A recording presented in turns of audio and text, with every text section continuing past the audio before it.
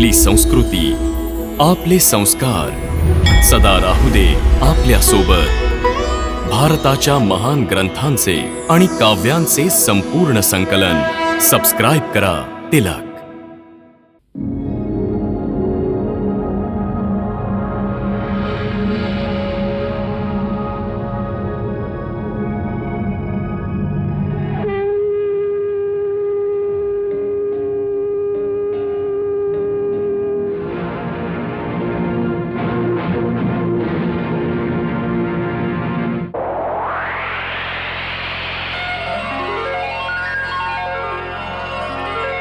विक्रम बेटा विक्रम बेटा विक्रम बेटा विक्रम बेटा विक्रम और बेटा विक्रम और बेटा विक्रम और बेटा विक्रम और बेटा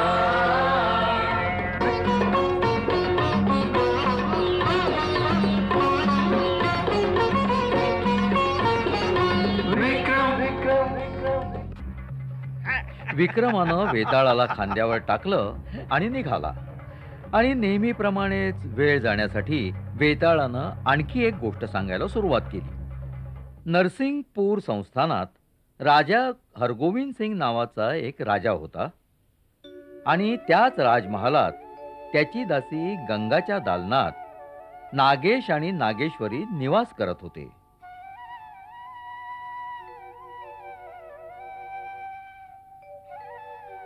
त्या दिवशी राजा हरगोविंदासच्या एकुलते एक मुलाचा युवराज शक्तिनाथचा जन्मदिवस होता. महाराज, त्यांची सून अरुंधती आणि अरुंधतीच्या तिन्ही मुली सगळे आनंद साजरा करत होते. मोठे मोठे दरबारी राजकुमाराला भेटी देत होते. राजमहालातली दासी गंगा ही शुभेच्छा देण्यास आली. गंगा, तू होय राजकुमारजी. नागेश आणि नागेश्वरी आपल्याला शुभेच्छा देण्यास आल्या आहेत.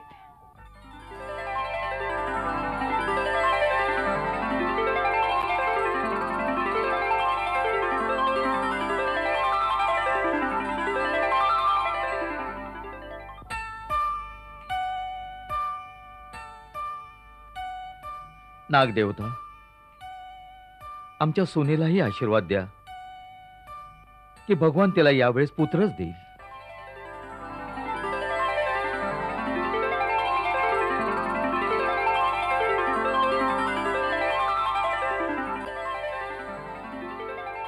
हे पहा, आपण शिकारीला जातात.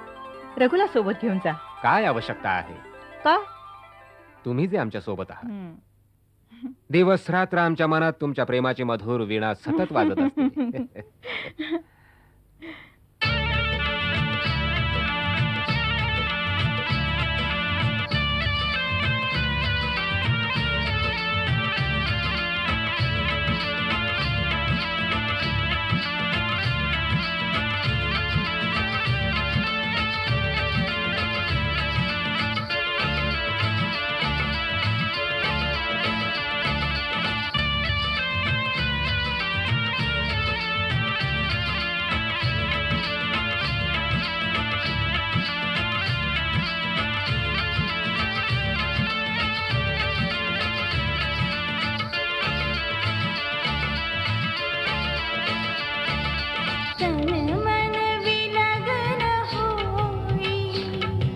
मी तुझे मन, तू माझे तन, तन मन विलग्न होई, तन मन विलग्न होई.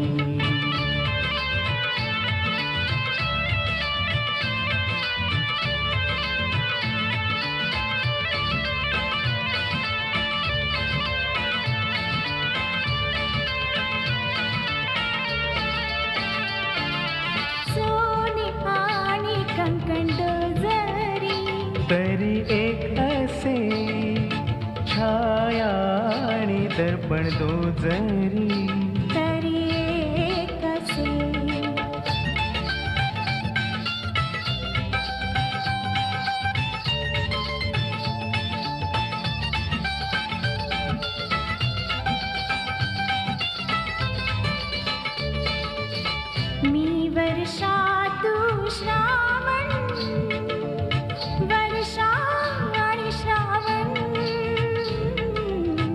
कधी विलगना हो तन मन विलगना होई मी तुझे मन तू माझे तन तन मन विलगना होई तन मन विलगना होई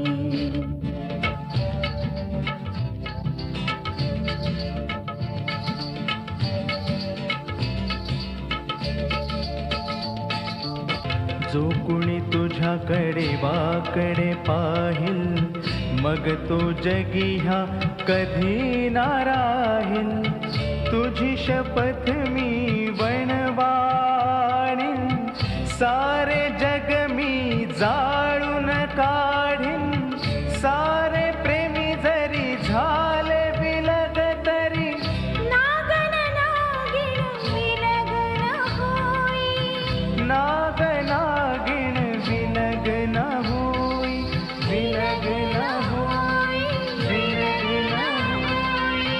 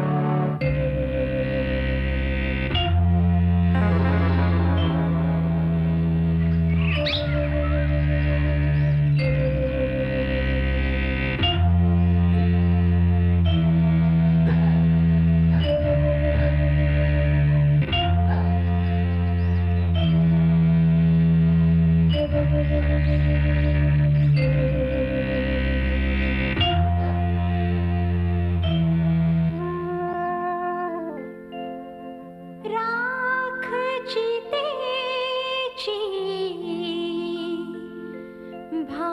भांगात ती भरुनी वाहिली आण तुझी बदला घेईन आण तुझी खूनी रक्ताने अग्नी सोड हा शमविन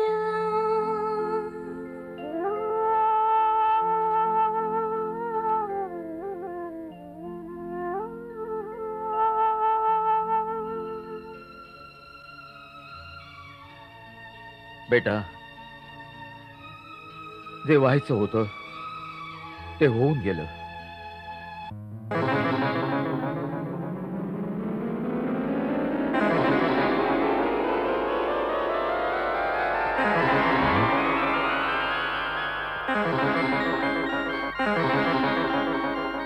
बोल नागेश्वरी.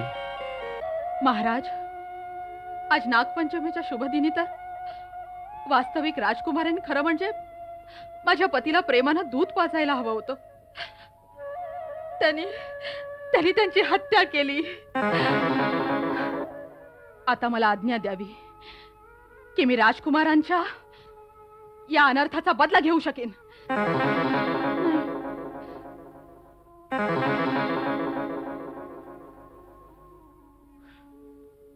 माझ्या बरोबर ये बेटी.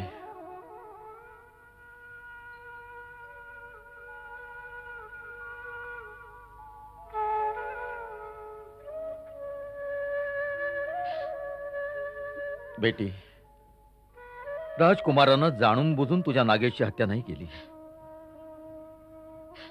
त्यानं चीत घालवला एका मृगाच्या दिशेनं आणि नशिबानं त्याला वळवलं तुझ्या नागेशकडे. पण मला फक्त एवढंच माहिती आहे की माझ्यापासून माझा पती हिरावला गेलाय आणि त्याच्या शरीरामध्ये राजकुमारीचा तीर होता. बेटी, ज्या दिवशी कुणी मनुष्य राजसिंहासनावर बसतो त्या दिवशी त्याच्यासाठी सगळी नाती संपुष्टात येतात. आमच्यासाठी राजकुमारामध्ये आणि तुझ्यामध्ये काहीही अंतर नाहीये. राजकुमाराच्या संतानामध्ये फक्त 3 मुली आहेत, मुलगा नाहीये. काही दिवसानंतर राजकुमाराची पत्नी एका बाळाला जन्म देणार आहे. आमची आणि राजकुमाराची इच्छा आहे तो मुलगाच असावा. राजकुमार त्याला एक वेळ बघेल आणि मग स्वतःला तुझ्या स्वाधीन करेल. बेटी, फक्त काही दिवसांसाठीच तू राजकुमाराला जीवनदान नाही देऊ शकणार.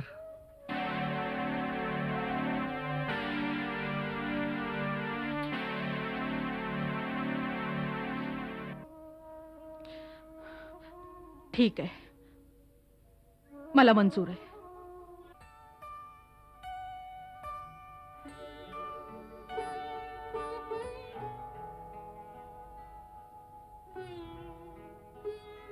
रक्षाबंधनाचा दिवस वर्षातून एकदाच.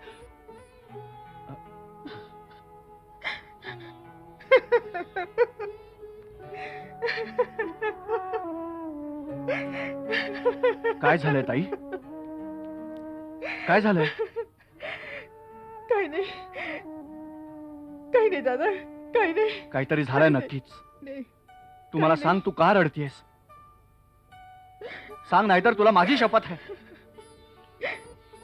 दादा, आज आज मी तुला शेवटचीच राखी बांधणार आहे. काय म्हणतेस काय तू?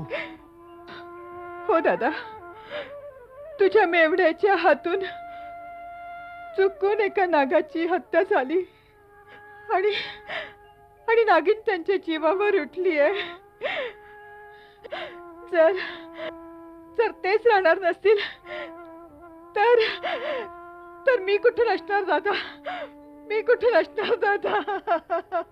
रक्षाबंधनाच्या दिवशी प्रत्येक भाऊ आपल्या बहिणीच्या सौभाग्याच्या रक्षणाची शपथ घेत असतो.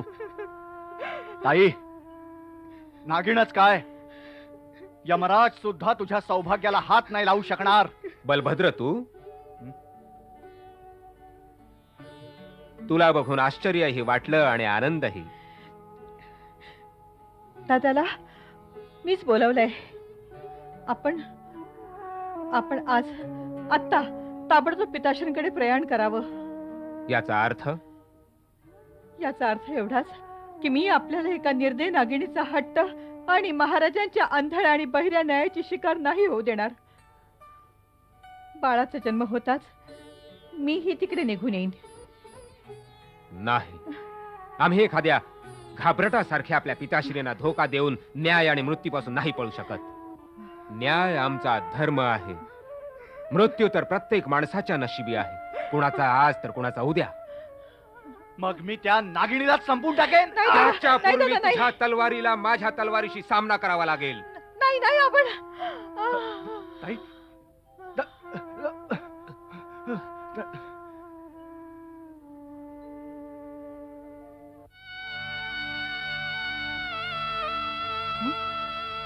हे काय आहे? एका राजाची इज्जत. बरं होतं जर आम्ही फक्त राजा असतो, बाप नसतो. आपण पित्याच्या प्रेमानं हतबल आहात आणि मी नागिणीच्या प्रेमानं हतबल आहे. वर्षानुवर्ष हीच परंपरा चालत आली आहे की नागाची हत्या करणाऱ्यांचा नागिणीने नेहमीच बदला घेतलाय. म्हणजे तू माफीची भीक नाही देणार? माफी? मी आपल्याला विचारते, जर माझ्या पतीने राजकुमाराला दंश केला असता तर काय आपण त्याला माफ केलं असतं? आणि मी आपल्याकडे दयेची भीक मागितली असती तर काय आपण मला दया दाखवली असती? विक्रम बेटा, विक्रम बेटा.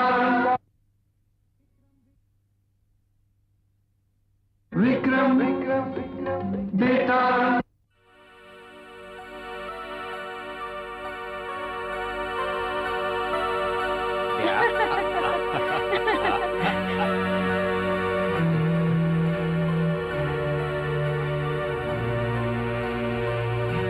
या!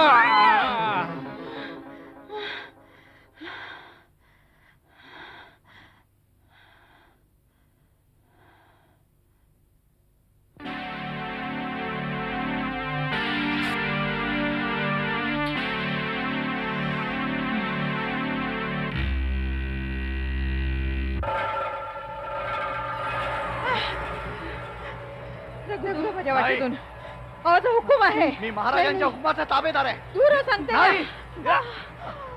नाही नाही नाही राजकुमारी.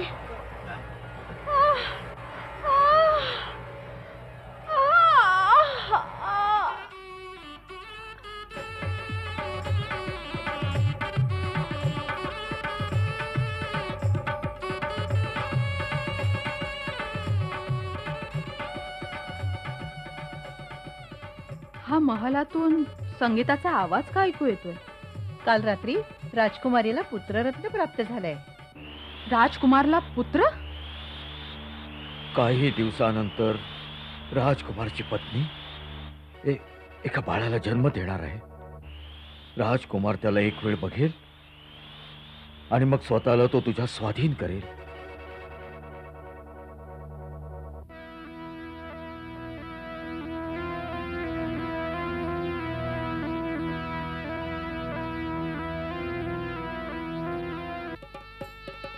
नातू झाल्याबद्दल अभिनंदन महाराज. उमाशंकर, आमच्या कुळामध्ये हा पहिला मुलगा आहे जो आपल्या पित्याच्या मृत्यूचं सावट बनून आलाय.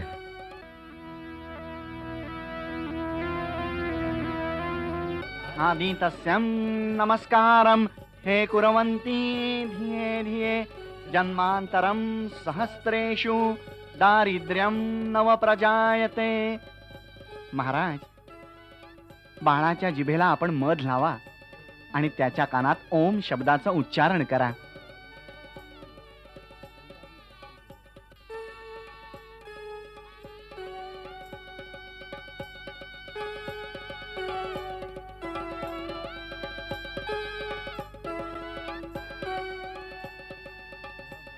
ओम.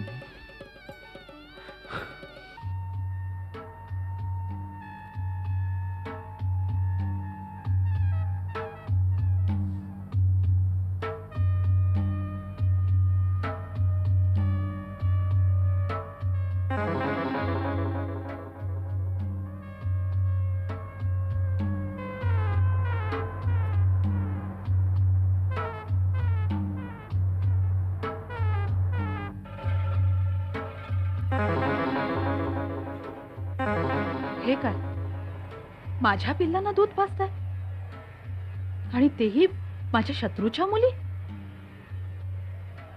किती भोळी बाबडी आहेत ही बाळ. यांना हेही माहित नाहीये की यांच्या पित्याचा मृत्यू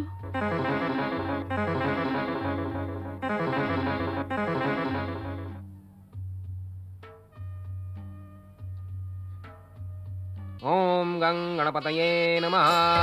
ओम भूर्भुवस्वः तत्सवितुर्वरेण्यं भर्गो देवस्य धीमहि धियो यो नः प्रचोदयात्. ओम भूर्भुवस्वः तत्सवितुर्वरेण्यं भर्गो देवस्य धीमहि धियो यो नः प्रचोदयात्.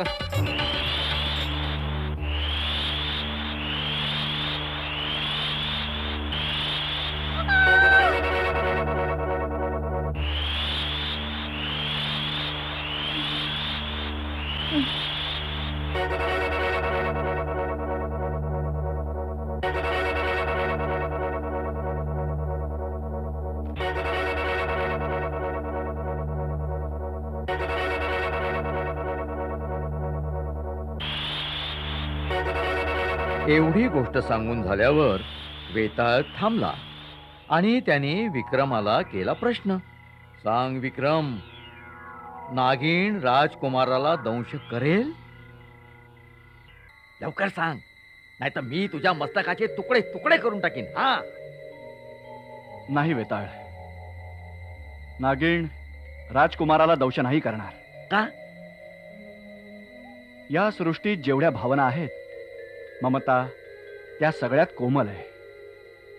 नागिण ही एक माता होती. महाराजांनी राजमुकुट तिच्या चरणांवर ठेवला. तिनं तो धुडकावून लावला. परंतु जेव्हा तिनं पाहिलं की ती राजकुमाराची हत्या करून त्या भोळ्या भाबड्या मुलांवरचं त्यांच्या पित्याचं छत्र हिरावतीये, तसंच त्याच भोळ्या भाबड्या मुली त्यांच्या हातानं तिच्या पिल्लांना दूध पाजतायत, तेव्हा तिच्या मातृत्वाला पाझर फुटला. बदल्याच्या भावनेपेक्षा ममता खूप पुढे निघून गेली. आणि राहिली गोष्ट पतीच्या चितेवर बदला घेण्यासाठी शपथ घेण्याची,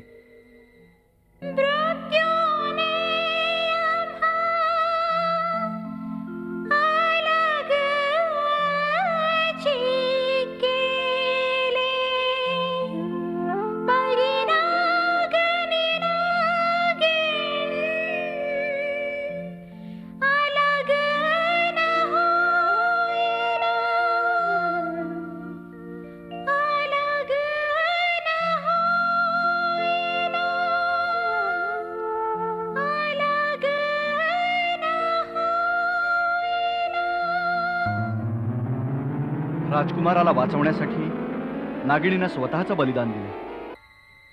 ना ती जिवंत राहिली, ना तिला शपथ पूर्ण करावी लागली. वेताळ, तो तर फक्त एक माणूसच आहे जो माणसाला निर्दयतेनं मारू शकतो. नाहीतर एक विषारी नागिणही माणसाला मारण्यापूर्वी विचारात पडू शकते, त्याला माफ करू शकते. मी तुला सांगितलं होतं ना की तू बोलायचा नाही. तू बोललास तर मी छूमंत्र होऊन जाईल. तू बोललास मी चाललो. कथेचा पुन्हा तसाच अंत आणि पुन्हा तिथूनच एक नवीन सुरुवात.